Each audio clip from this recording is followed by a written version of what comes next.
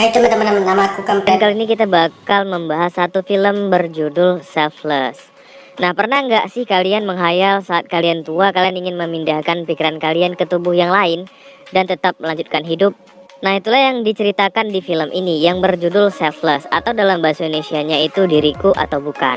Film ini sendiri keluar pada tahun 2015 dengan genre action, misteri, dan science fiction dengan pemeran utama yang dibintangi oleh Ryan Reynolds, si pemeran Deadpool. Oke, langsung saja bagi kalian yang menonton video ini, aku kasih peringatan, video ini isinya adalah spoiler, so spoiler alert. Oke, awal cerita dibuka dengan seorang pria tua renta yang sedang meratapi penyakitnya. Dia adalah Damian Hill, seorang konglomerat kaya raya yang tinggal di kota New York. Dalam kehidupannya, Damian digelimangi harta yang melimpah. Hal ini bisa dilihat dari apartemennya yang berlapiskan emas. Nah, Damian memiliki penyakit kanker yang diprediksi dokter akan membunuhnya dalam kurun waktu 6 bulan. Suatu hari saat sedang meeting atau rapat sambil makan siang, Damian terlihat cekcok dengan seorang pengusaha muda. Di sini pengusaha tersebut memberi ejekan kepada Damian bahwa ia akan mati dalam 1 tahun lagi karena penyakitnya. Dan di sini hati Damian berkata bahwa dia tidak mau mati konyol karena kondisi pikirannya yang masih sehat. Nah, tak lama ia mendapatkan sebuah kartu nama dari seseorang yang entah siapa dari perusahaan yang bernama Phoenix Biogenic yang dijalankan oleh Albright. Nah, perusahaan ini menawarkan kepada Damian apa yang ia inginkan, yaitu hidup abadi dengan memindahkan pikirannya ke tubuh baru dan hidup dengan identitas baru. Pertama-tama Damian tidak langsung mengiyakan tawaran tersebut. Namun seiring berjalannya waktu, penyakit Damian semakin parah. Nah, disinilah Damian mengambil keputusan untuk memindahkan pikirannya ke tubuh yang lain. Untuk melakukan pemindahan pikiran atau yang mereka katakan shedding, Damian harus seolah-olah meninggal di hadapan publik. Nah, drama pun diatur di mana ia harus meninggal di depan sahabat baiknya Martin di restoran tempat mereka makan siang. Setelah tidak sadarkan diri, ia kemudian dibawa oleh ambulan yang ternyata adalah kaki tangan perusahaan Phoenix Biogenic ke suatu lab rahasia. Di sini tubuh Damian pun di-scan atau diperiksa agar tidak ada besi di tubuhnya karena akan merusak kerja alat pemindahan pikiran tersebut. Kemudian ia dibawa ke suatu mesin besar yang di sebelahnya terbaring tubuh yang akan digunakannya. Proses pemindahan pun dilakukan dan berhasil. Damian pun mendapatkan tubuh baru dan melihat tubuh lamanya yang telah mati di sampingnya. Oke, singkat cerita, setelah menjalankan pelatihan untuk tubuh barunya, ia pun terlahir kembali menjadi seorang pemuda bernama Edward Kidner. Nah, kehidupannya pun berlanjut di mana ia diantarkan ke sebuah lingkungan tempat tinggalnya dan diberikan identitas baru serta suatu obat rahasia yang harus selalu diminumnya. Nah, di kehidupan barunya, ia pun melakukan hal-hal yang tidak bisa dilakukannya di masa tuanya, seperti memakan selai kacang karena di tubuh lamanya ia alergi terhadap kacang, dan bermain basket sepuas yang ia mau. Saat bermain basket, Edward pun bertemu dengan seorang pemuda lokal setempat yang bernama Anton, yang kemudian menjadi teman dekat Damian dan mengenalkannya kepada para gadis-gadis. Nah, di sini kita bakal melihat kehidupan sehari-hari Damian yang menjadi monoton, di mana ia hanya melakukan hal-hal yang sama setiap hari, makan selai kacang, bermain basket, dan mengencani gadis-gadis yang ia temui.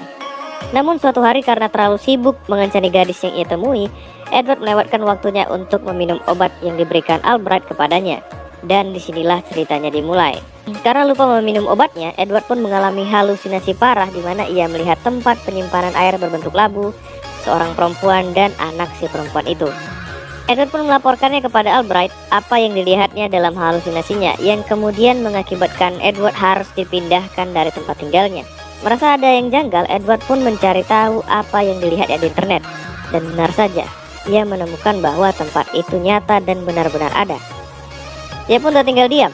Ternyata Edward menyembunyikan suatu kotak sebelum ia masih menjadi Damian, yang berisi kartu kredit dan uang guna berjaga-jaga kalau hal-hal buruk terjadi. Menggunakan uang rahasia yang dimilikinya, Edward pergi secara diam-diam ke St. Louis, tepatnya di suatu kota bernama Brighton. Di sini ia menemukan apa yang dilihatnya dan sebuah rumah yang tidak jauh dari tempat itu. Merasa tidak asing dengan rumah itu, Edward mendatangi rumah tersebut dan memasukinya karena tidak ada siapa-siapa di sana. Nah, di sini Edward menemukan hal-hal yang tak terduga, di mana tubuh yang ia gunakan ternyata adalah milik seseorang bernama Mark, yang merupakan suami dari perempuan bernama Madeline dan ayah dari anak bernama Anna, yang terlihat di halusinasinya. Drama pun sedikit terjadi di mana ketika perempuan tersebut bertemu dengan Edward. Namun tak berselang lama dari adegan kesedihan, rumah Madeline kedatangan orang tak dikenal dan menangkap mereka. Nah, di sini akhirnya Edward mengetahui ternyata Anton yang selama ini menjadi teman baiknya adalah kaki tangan perusahaan Phoenix Biogenics yang ditugaskan untuk mengawasinya. Perbincangan alot pun terjadi antara Anton dan Edward, di mana Anton akan membunuh Madeline dan memaksa Edward untuk kembali. Merasa punya tanggung jawab, Edward pun berencana menyelamatkan Madeline, dan aksi pun terjadi. Edward yang tanpa sadar memiliki keahlian bela diri dari Mark, pemilik tubuh asli yang dipakainya, menghajar semua orang yang ingin menangkapnya, termasuk Anton, dan kabur bersama Madeline dan anaknya. Namun naas, obat yang diminumnya untuk mencegah halusinasinya pun terjatuh. Dikarenakan tidak memiliki obat, Edward melakukan penyelidikan tentang Albright yang menjadi ketua dari perusahaan Phoenix Biogenics dan menemukan ternyata Albright adalah seorang profesor tua yang mengambil tubuh salah satu muridnya. Edward pun menemukan bahwa Albright memiliki seorang istri di panti jompo yang tak jauh dari lokasi ia berada.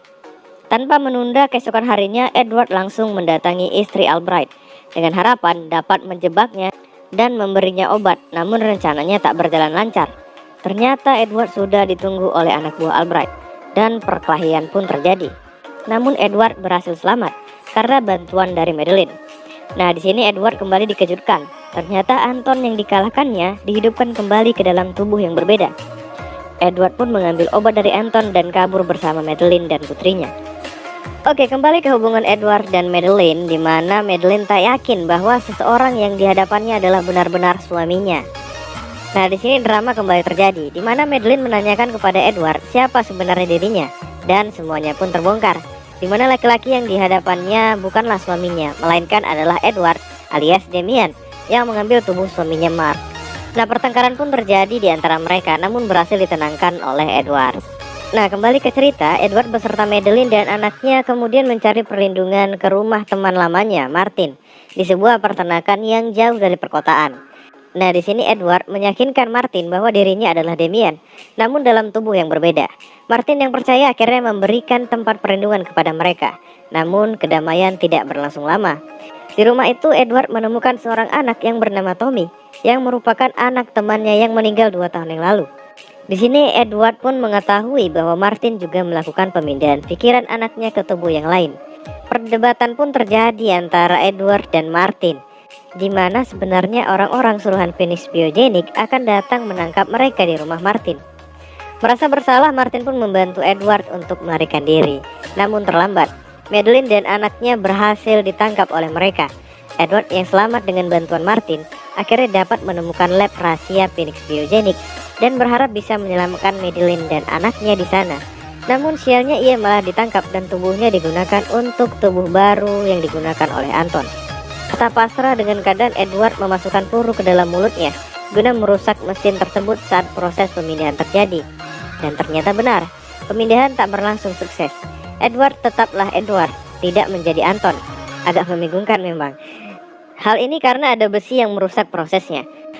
Namun ia harus bersandiwara sebagai Anton guna melancarkan aksinya untuk menyelamatkan Madeline dan anaknya. Dan aksi tembak-tembakan pun terjadi, di mana Edward yang berusaha menyelamatkan Madeline diserbu oleh seluruh anggota dari Phoenix Biogenics.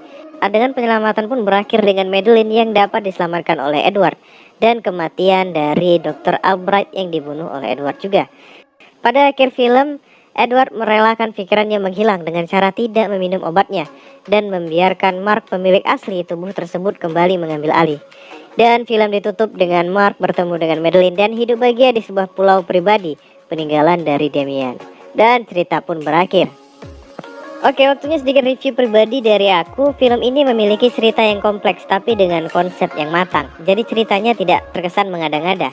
Maksudnya, ketika kita menonton filmnya, kita bisa mengikuti logika yang ada dalam film ini. Nah, kekurangan film ini adalah action yang terlalu biasa. Tidak buruk, tapi terkesan biasa dan tidak ada yang spesial. Nah, kesimpulannya, film ini adalah film science fiction yang wajib kalian tonton dengan alur dan cerita yang rapi. Oke, cukup sekian video kali ini dan sampai jumpa di video berikutnya.